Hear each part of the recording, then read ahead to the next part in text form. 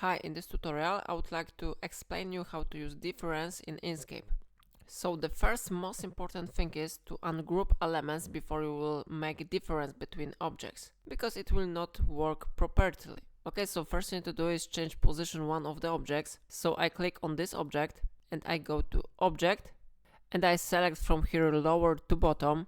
We choose lower to bottom because in case of difference function, from the object that is in the bottom, we cut the object that is above him. So if we will change the position of rectangle, something like that, the result will be this minus this. So in other words, this red shape will stay. So I'm going to select both objects here, and now I click path and I click difference.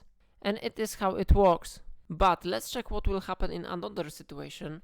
Okay, so now let's click on blue rectangle. And I recommend you to go to object and select here lower to bottom. So now we will get only the area that we see on blue, so it will be this one shape. So I select both objects now and we go to path and difference. So it is the result how I said before. So the mathematical operation is from the element that is in the bottom, subtract the element that is above him.